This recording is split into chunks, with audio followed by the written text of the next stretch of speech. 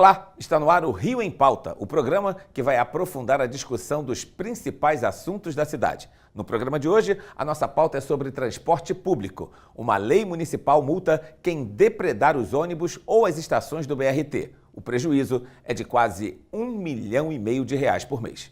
O modelo de BRT existe em 140 países. Aqui no Rio de Janeiro, o sistema é operado por um consórcio de empresas privadas. De acordo com o BRT, são feitas 8.000 viagens diárias com uma frota de 440 ônibus. No entanto, o sistema tem sofrido com os constantes atos de vandalismo. São, em média, 100 por dia.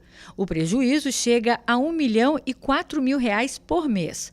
Uma lei sancionada no final de junho pelo prefeito Marcelo Crivella prevê uma multa de R$5 mil para quem depredar uma estação ou ônibus do BRT. O valor aumenta em 50% em caso de reincidência. Quem não pagar a multa em 10 dias úteis terá um nome incluído na dívida ativa do município. Mas será que essa lei vai ajudar a impedir atos de vandalismo no BRT? Para responder essas e outras perguntas, eu converso com Suzy Balussier, diretora institucional do BRT. Obrigado pela sua participação. Desde que a lei, Suzy, foi sancionada pelo prefeito, os ataques diminuíram? Olha, a gente ainda não conseguiu ter essa percepção. Os índices ainda continuam bastante altos, mas a gente está trabalhando já na campanha para alertar as pessoas que agora isso vai ser passivo de multa e que é um crime. E com a fiscalização a gente espera que as campanhas também se tornem mais efetivas, porque a gente já faz campanha há algum tempo, mas se não houver fiscalização, se não houver uma punição, aí fica difícil da gente alcançar resultados. E esse hoje é um dos principais problemas. De imediato ele tem um impacto na nossa arrecadação, ou seja, na nossa capacidade até de reinvestir no sistema. Mas ele também tem um outro impacto muito perverso, que é no planejamento. Todas essas pessoas que hoje chegam a 70 mil por mês, que não pagam a passagem, nós não temos como planejar a viagem delas, porque a gente planeja baseado em quem passa o cartão. A gente sabe quantas pessoas entraram, em que horário, em qual estação. Essas pessoas que entram por fora, elas acabam prejudicando e causam, por exemplo, a lotação excessiva das estações e dos terminais, os intervalos que acabam não sendo adequados, porque se a gente não consegue medir, a gente também não consegue planejar. Vocês gastam hoje aí com os reparos cerca de R$1,5 milhão por mês, mas esse número poderia ser muito maior, não é? Isso, hoje nós gastamos aí em torno de R$1,4 milhão por mês para colocar as estações em condições mínimas de operação, ou seja, todos os equipamentos de segurança funcionando para que a vida dos passageiros ou a segurança, o conforto deles não seja colocado em risco. Mas se nós fôssemos recuperar todo o sistema para entregar ele nos mínimos detalhes, conforme ele nos foi entregue, esse número chegava a R$6,5 milhões por aí. Vocês conseguem identificar as pessoas que depredam o BRT?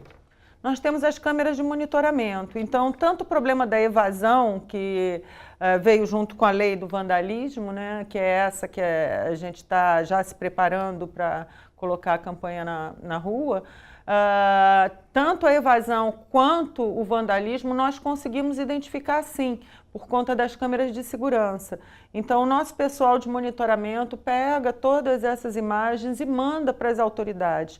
E foi inclusive com base num conjunto dessas imagens que o vereador Felipe Michel pôde conhecer o problema e tomar a decisão, fazer uma lei que é adequada, porque isso também é um outro problema, né? Você pergunta, a primeira pergunta foi se a lei vai ser o bastante. Uma lei precisa ser aplicável, ela precisa ser viável, e para isso é preciso conhecer os problemas. Agora, não só os ônibus estão sendo atacados, como também os banheiros estão sendo depredados. Há inclusive informação de peças que são roubadas. E por conta disso, os banheiros estão sendo fechados às 11 da noite. Quem chega no BRT de madrugada não tem como usar o banheiro. Existe a possibilidade de se resolver esse problema e os banheiros voltarem a ser abertos? Sim, na maior parte das vezes, esses banheiros a gente fecha de madrugada até para recuperação. A gente, no momento, está num grande esforço para recuperar todos esses equipamentos. Comprar, como você falou, peças que são roubadas, como pias. Então, nós tivemos casos de caixas d'água que ficam entre a cobertura e o teto, né, da estação são roubadas. Então, é uma coisa... Como é que eles tiram isso de dentro? Olha, pela parte externa, eles entram na... Existe... O projeto da estação é muito interessante, porque para não usar o ar-condicionado, ela trabalha com um colchão de ar. Então, existe um vão entre aquela cobertura que a gente vê pela parte de dentro e o que seria a telha mesmo, o telhado, a cobertura externa. Nesse lugar, a gente tem as nossas caixas d'água. As pessoas sobem por fora, entram ali, soltam todo o equipamento, a água escoa e eles retiram a caixa d'água vazia já. Então, causa vários problemas para a gente. Em que ponto, existe um ponto do trajeto do BRT em que os ataques são mais frequentes ou isso é generalizado pela rede inteira? Isso é generalizado por toda a rede. Não existe uma estação do BRT que não tenha sofrido com ato de vandalismo. O que acontece são manifestações diferentes desses atos de vandalismo. Então, por exemplo, quando a gente tem uma grande festa, um baile, alguma coisa assim que concentra muita gente, na saída pela madrugada, a gente tem um grande número. Num desses últimos eventos, foram 10 ônibus vandalizados numa única madrugada. E aí isso se espalha para as estações também, muitas vezes nem por dentro da estação, mas por fora, as pessoas que apedrejam os vidros da estação.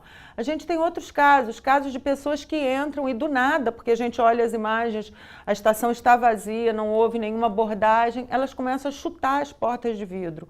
Então, hoje, as portas de vidro e os mecanismos das portas, eles são um dos principais equipamentos que a gente tem que repor diariamente. E por aí vai. Então, assim, dependendo do local, nós vamos perceber manifestações diferentes do tipo de vandalismo. Seja por essa de concentração de muita gente em lugares onde as pessoas saem causando tumulto, não só para o BRT, mas para todo o entorno. Isso também é outra coisa importante da gente pensar. Diferente dos modais sobre trilhos, o BRT ele não tem uma segregação física da cidade. Então, nós somos muito vulneráveis. Tudo aquilo que você vê a população passando, você pode imaginar que o BRT também está sofrendo com isso. Se sobem as taxas de insegurança pública no estado inteiro, isso vai se refletir no BRT. E aí, como a gente já conversava, isso se reflete como? No aumento do número da criminalidade, seja dos assaltos, seja da depredação, seja, por exemplo, com a falência da ordem pública também, que é o caso da evasão, as pessoas que entram por fora sem pagar a passagem. Então, na medida em que todas essas condições se deterioram no estado e na cidade, você vai sentir o mesmo reflexo no BRT, porque ele está passando no meio da vida das pessoas. Você falou sobre insegurança. Há números que comprovam que aumentou o número de assaltos dentro dos ônibus do BRT? Não, porque no caso dos assaltos, o passageiro que for vítima de um assalto, ele tem que registrar, porque aí a mancha da criminalidade ela vai ser feita a partir do registro de ocorrência. O BRT em si não pode fazer o registro da ocorrência pela pessoa, pela vítima, né? Nós podemos prestar todo o apoio, procurando um dos nossos funcionários, a gente vai procurar facilitar todo esse acesso. Mas por conta disso, porque a gente depende que a vítima, né, do assalto, do roubo, ela faça esse registro da ocorrência, a gente não consegue ter o levantamento, diferente dos outros casos, como o vandalismo e a evasão. 22 estações do BRT em Campo Grande, na Avenida Cesário de Mello, foram fechadas por conta da violência. Inclusive, a Prefeitura anunciou que 5 estações tinham sido tomadas pelo tráfico. Como é que está essa situação hoje? Olha, continuamos com as 22 estações fechadas. Se você está lembrado, isso ocorreu logo depois da greve dos caminhoneiros. Nós já tínhamos, no final do ano passado, alertado para essa situação limite que a gente vivia na Avenida Cesário de Mello, inclusive levantando a possibilidade de encerrar os serviços ali para preservar o bom serviço nas outras linhas na região, né?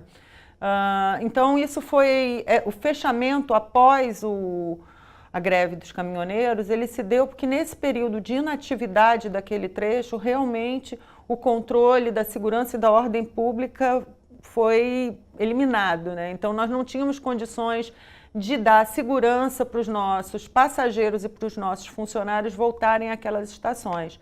Foi pensado, então, um plano de contingência, que era fazer a operação do mesmo serviço, no mesmo trajeto que você fazia com os articulados, parando nas estações, fazer agora com os ônibus convencionais, parando nos pontos de rua, como os ônibus convencionais urbanos que a gente vê na cidade.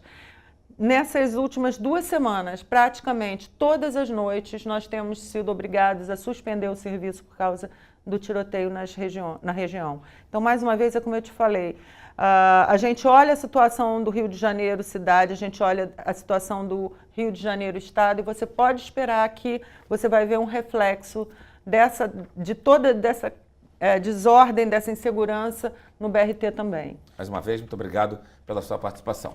Até o próximo Rio em Pauta. Tchau.